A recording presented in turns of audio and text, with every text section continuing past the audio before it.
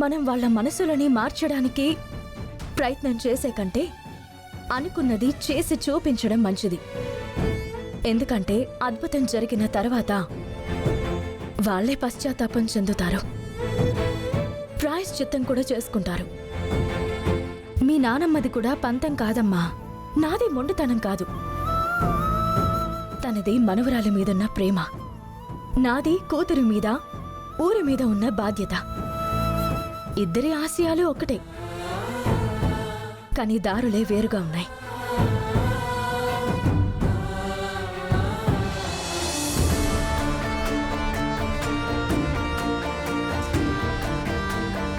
నా తల్లిదండ్రులు అమెరికాలో ఉన్నారని అబద్ధం చెప్పి రవీంద్రుని పెళ్లి చేసుకున్నాను.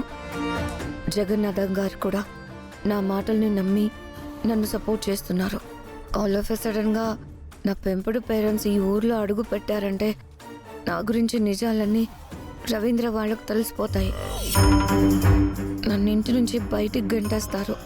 పరిస్థితి అంతవరకు తెచ్చుకోకముందే ముక్కు పుడుకొని సొంతం చేసుకొని ఈ ఊరు నుంచి బయటపడాలి.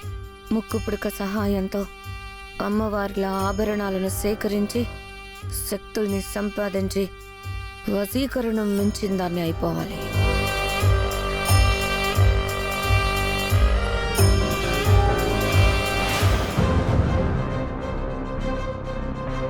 వాట్ హ్యాపెండ్ మాయా?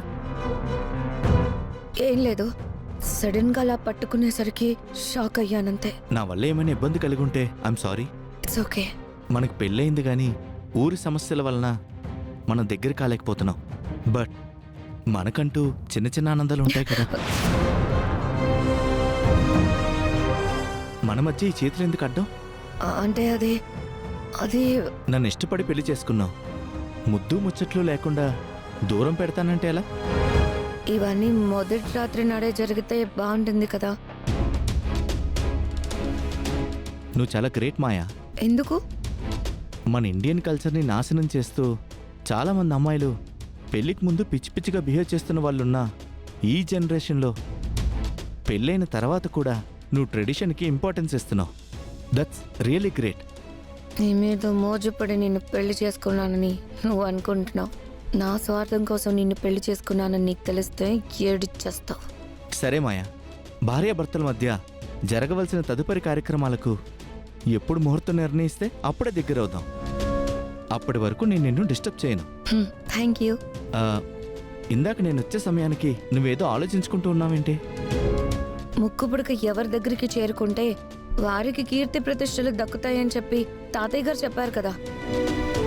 అటువంటి గౌరవం మీ వంశంకే దక్కాలని నేను మనస్ఫూర్తిగా కోరుకుంటున్నాను. ఎందుకు అంటే వేదవతి గారి వంశం ఎంత గొప్పదో మీ వంశం కూడా అంతకంటే గొప్పది. ఇంతకాలం ముక్కు పుడక అమ్మవారు వారి దగ్గరున్నాయి. ఇక మీదటవి మన ఇంట్లో ఉండాలి. అపారమైన కీర్తి సంపదలు మనకే దక్కాలి. తాతయ్య గారికి నేను ఇచ్చేది ఇదే పెద్ద బహుమతి అవుతుంది.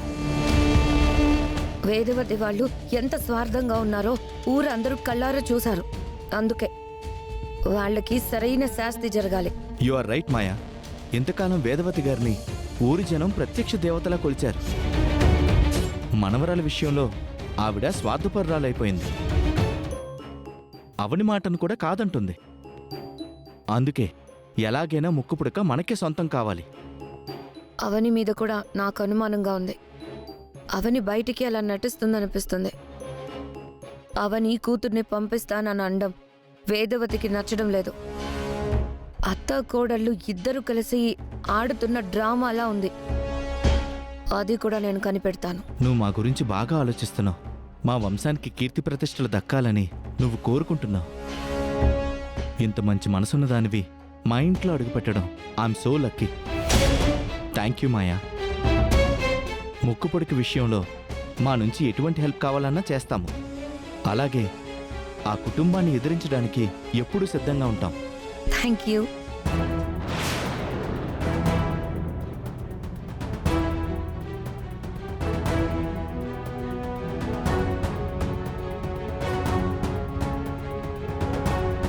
అవని మీద మంచి అభిప్రాయం ఏర్పడుతుందనుకున్న సమయంలో మళ్ళీ మా మధ్య ఇలాంటి భేదాభిప్రాయాలు వస్తాయనుకోలేదు. తను నా మాట వింటే బావుండేది. అవని గురించి తెలియందేముంది? మాట ఇచ్చింది అంటే దాన్ని ఎలాగైనా నెరవేర్చుకుంటుంది. అంత పట్టుదల తనకి. బయట పబ్లిక్ టాక్ ఏంటో తెలుసా అత్తయ్య?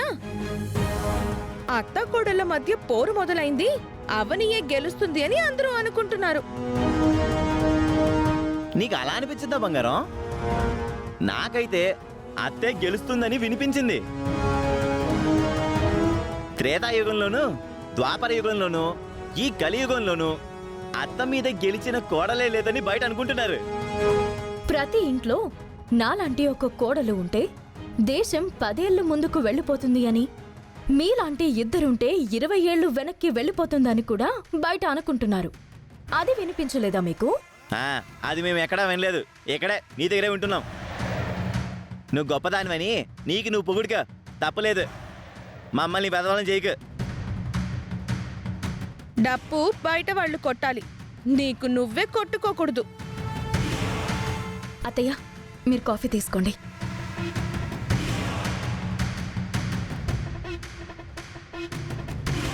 ఈ మర్యాదలు బాగానే ఉన్నాయి గాని మేము చెప్పిన మాట మాత్రం నువ్వు వినడం లేదు. అదే బాధగా ఉంది. నీ మీద పెరిగిన అభిమానం, ప్రేమ మళ్ళీ కోపంగా మారుతున్నాయి. అవునమ్మా, నువ్వు శ్రీకర్ ఎప్పుడెప్పుడు కలుస్తారా అని ఎదురు చూస్తూ ఉండేవాళ్ళం. అది జరిగింది. నిన్ను అక్షయను మీ అత్త ఎప్పుడు దగ్గరికి తీసుకుంటుందా అని ఎదురు చూసేవాళ్ళం. అది కూడా జరిగిపోయిందమ్మా. ఇప్పుడు అక్షయ్ విషయంలో మీరు భిన్న ధృవాలు అయిపోవడం నాకు చాలా బాధగా ఉందమ్మా. ఒక్కసారి బాగా ఆలోచించమ్మా.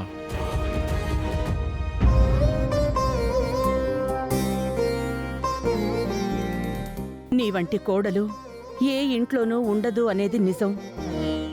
నిహారిక ఉందిగా. రేయ్, మీ అమ్మ మాట్లాడుతుంది ముత్యంలాంటి కోడల గురించిరా. నా బంగారం ముత్యమే. నువ్వు నన్ను మరీ తిట్టించుకో. నువ్వు నిజంగా మా ఇంటి దేవతవి. నిన్ను నెత్తిన పెట్టుకున్నా, నీ కాళ్ళు కడిగి నీళ్లు నెత్తిన చల్లుకున్నా తక్కువే అవుతుంది. నీ విషయంలో నా తప్పులన్నీ నేను తెలుసుకున్నాను. ఈ ఒక్క విషయంలో మాత్రం ఇద్దరం వ్యతిరేక దిశల్లో ఉన్నాం. దయచేసి అక్షయ విషయంలో నా మాట వినమ్మా. పోనీ అక్షయ్కి బదులుగా నేను కోట దగ్గరికి వెళ్తాను. అక్షయది నా వంటి జాతకమే కదా. ఆ వసీకరకి కావలసింది మహర్జాతకం గల మనిషే కదా. నన్ను సమర్పించుకుంటాను. దాన్ని అంతం చేసి ముక్కు పుడకను నీ దగ్గరికి చేరుస్తాను. అమ్మా, నువ్వు మరీ ఎక్కువ మాట్లాడుతున్నావు. జేమ్స్ బాండ్ సినిమాలో హీరోయిన్లా ఊహించుకుంటున్నావు అంతే. ఆ వసీకరాన్ని అంతం చేయడం నువ్వు అనుకుంటున్నంత సులభం కాదు. అయినా ఆ వసీకర కోరింది అక్షయ్ని, మిమ్మల్ని కాదు. మీరే కావాలనుకుంటే మీరు దాని దగ్గర బందీగా ఉన్నప్పుడే మీతో తనకి కావాల్సిన పనులు చేయించుకునేది కదా.